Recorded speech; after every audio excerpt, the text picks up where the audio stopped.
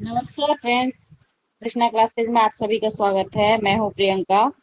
आज हम विशेषण पढ़ेंगे। विशेषण किसे कहते हैं इसके बारे में पढ़ेंगे सारी डिटेल।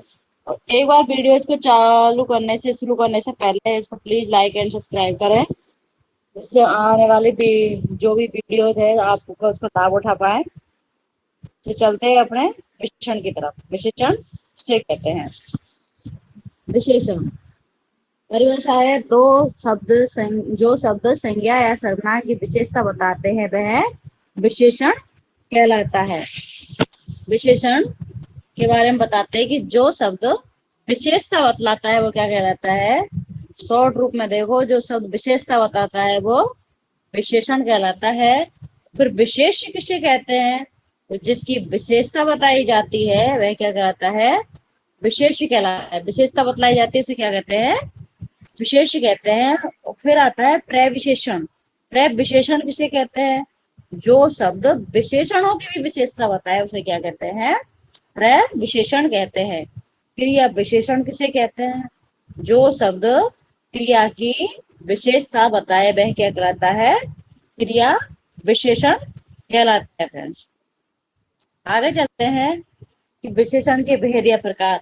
तो विशेषण के चार भेद होते हैं। कौन कौन से होते हैं? सार्वनामिक विशेषण, संख्यावाचक विशेषण, गुणवाचक विशेषण और चौथा है परिमाण वाचक विशेषण। तो चलते हैं सार्वनामिक विशेषण की तरफ कि सर्वनाम विशेषण किसे कहते हैं। तो जो सर्वनाम ठीक संज्ञा से पहले आते हैं वो क्या कहलाते हैं? सर्वनामिक विशेषण कहलाते हैं। ये कितने प्रकार के होते हैं? ये दो प्रकार के होते हैं, मौलिक सर्वनामिक विशेषण और यौगिक। अब चलते हैं संख्या नंबर 2 की तरफ। संख्या वाचक विशेषण किसे कहते हैं? नाम से ही पता चल रहा है कि संख्या का मतलब संख्या। वे शब्द जो संख्या अथवा सर्वनाम की संख्या का बोध कराते हैं उसे क्या कहते हैं? संख्यावाचक विशेषण कहते हैं। ये भी दो प्रकार के होते हैं। कितने होते हैं? दो प्रकार के होते हैं। पहला होता है निश्चयवाचक, निश्चित संख्यावाचक। दूसरा होता है अनिश्चित संख्यावाचक विशेषण। उदाहरण है इसका, जैसे कक्षा में 50 विद्यार्थी है। कितने विद्यार्थी कक्षा में? 50 विद्यार्थी है। तो यहाँ संख्या का बोध होता है कि फिक्स बता रहा है वो कि संख्या में विद्यार्थी कितने हैं? 50 विद्यार्थी है, निश्चित है। तो ये क्या हुआ यहाँ? निश्चित संख्यावाची हुआ। क्या हुआ? निश्चित संख्यावाची हुआ। अगला है सुमन को सुपरटेट में 5वां स्थान आया। सुमन को सुपरटेट में कौन सा आया था? 5वां आया था। तो संख्या का फिक्स बता रहा है, 5वां स्थान आया। तो निश्चित संख्यावाची विशेषण हुआ। अगला है कि बारात में कुछ लोग आए। कुछ लोग, हाँ क्या है? कुछ, ये क्या है? कुछ आए। तो बारात में कितने लोग आए? कुछ लोग आए ना। तो कुछ ये क्या है? अनिश्चित है। जो इसकी गिनती पता नहीं है कितने लोग आए हैं कितने लोग नहीं आए हैं। मतलब कुछ लोग आए हैं, कोई आया है, कुछ आए हैं। तो इसे क्या आता है?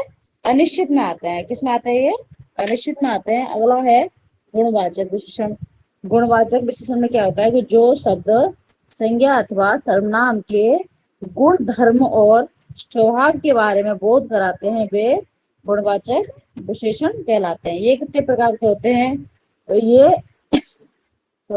ये 5 प्रकार के होते हैं। पहला है काल बोधक विशेषण, रंग बोधक विशेषण, आकार बोधक विशेषण, दशा बोधक विशेषण और गुण बोधक विशेषण। आते हैं बोधक विशेषण में। तो काल बोधक में क्या होता है? काल का मतलब समय। समय मतलब जैसे पुराना, नया, आधुनिक, प्राचीन, हाँ, ये ताजा, मौसमी, ये क्या है? काल वो का बोध कराते हैं। अगर रंग बोधक, रंग में क्या है? जैसे काला रंग, पीला, नीला, लाल, हरा, सफेद, ये क्या है? रंग का बोध कराते हैं। आकार, आकार बोधक विशेषण में तिकोना, चौकोर, गोल, वर्गाकार, ये क्या है? आकार का बोध करा रहे हैं। दशा बोधक में क्या है? ये लंबा, मोटा, पतला, चौड़ा, ये क्या है? अपने दशा का बोध कराते हैं। गुण बोधक में क्या है? जैसे गुण ईमानदार है, राम ईमानदार है, हाँ, श्याम बेईमान है, सीता सुंदर है, हाँ, और ऐसे ही ये अच्छी, कपटी, हाँ, ये क्या है, सारे गुणों का बोध करा रहे हैं। कैसे? अच्छे बुरे गुणों का बोध करा रहे हैं, उसे क्या कहते हैं? गुणवादक विश्लेषण कहते हैं। तो फ्रेंड्स, आज की वीडियो में हमने आपको विश्लेषण का टॉपिक सारा कंप्लीट कर दिया है। और एक और आता है परमाणुवाचक। परमाणुवाचक विश्लेषण, उसमें क्या है? परिमाण या मतलब नाप तोल, नाप तोल का बोध कराया जाता है। जिसमें नाप तोल का बोध कराया जाता है उसे क्या कहते हैं? परमाणु बोधक विश्लेषण कहलाते हैं। तो आज की वीडियो में बस इतना ही। अब हमने आपका विश्लेषण का टॉपिक कंप्लीट कर दिया है। और प्लीज एक बार वीडियो को देखने से पहले लाइक एंड सब्सक्राइब करें, वीडियो को पूरी देखें, जिससे आपको पूरा फायदा मिल सके। Thank you so much friends.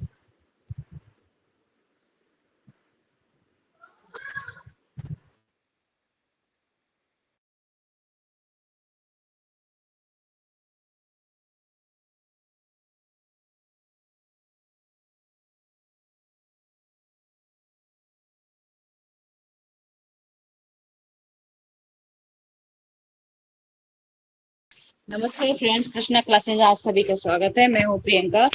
आज आज पढ़ेंगे कि बाज किसे कहते हैं, कितने प्रकार के होते हैं, इसके बारे में पढ़ेंगे। तो एक बार वीडियो को चालू करने से पहले फ्रेंड्स उसको लाइक एंड सब्सक्राइब करें, जिससे आप ये सारी जो हम पढ़ा रहे हैं, जो आने वाली वीडियो के बारे में आने वाली वो अच्छे अच्छे टॉपिक लेके आए हैं। शॉर्ट रूप में बहुत ही अच्छे टॉपिक हैं, जिससे आप उनका लाभ उठा सके। तो प्लीज एक बार सब्सक्राइब जरूर कर लें। चलते हैं वाच्य की तरफ। वाच्य किसे कहते हैं? परिभाषा है कि जिस क्रिया से यह पता चले कि किसी वाक्य में कर्ता, कर्म या भाव में किसी एक की प्रधानता हो, किसी एक की प्रधानता हो, उसे वाच्य कहते हैं। ये 3 प्रकार के होते हैं। वाच्य कितने प्रकार के होते हैं? 3 प्रकार के होते हैं। पहला कर्तृवाच्य, उसको एक्टिव वॉइस, कर्मवाच्य पैसिव वॉइस, भाववाच्य इंप्रेसिव वॉइस। कर्तृवाच्य में देखते हैं कि जिस वाक्य में कर्ता की प्रधानता होती है, किसकी प्रधानता होती है? कर्ता की प्रधानता होती है, उसे उसे प्रधानता होती है, और क्रिया का सीधा संबंध कर्ता से होता है, उसे क्या कहते हैं? कर्तृवाच्य कहते हैं। जैसे उदाहरण है, राम पत्र लिखता है। राम पत्र लिखता है तो राम क्या लिख रहा है? राम क्या लिख रहा है? पत्र लिख रहा है, क्रिया कर रहा है। अगला है मोहन गाना गाता है। मोहन क्या कर रहा है? गाना गा रहा है, क्रिया कर रहा है। रीना स्कूल जा रही है, स्कूल जाती है, तो रीना स्कूल जा रही है, क्रिया कर रही है, वो जा रही है। तो ये क्या, उसमें क्या है? कर्तृवाच्य होता है। अगला है कि यहाँ कर्ता की प्रधानता है। क्या है वहां पर?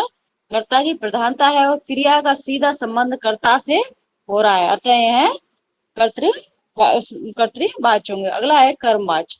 जिस वाक्य में कर्म की प्रधानता हो, वह क्रिया का सीधा संबंध किसे पड़े? कर्म पर हो, कर्म पे पड़े, तो वहां क्या कहलाता है? कर्म वाच्य कहलाता है। जैसे उसकी पहचान है, जैसे से के द्वारा ने, इसमें क्या होता है? उस वाक्य में ये दिखे तो वहां उसकी पहचान है, वहां क्या होता है? कर्म वाच्य होता है। से उदाहरण देखते हैं, जैसे राम रेलगाड़ी से दिल्ली जाता है। किससे जाता है? रेलगाड़ी से जाता है।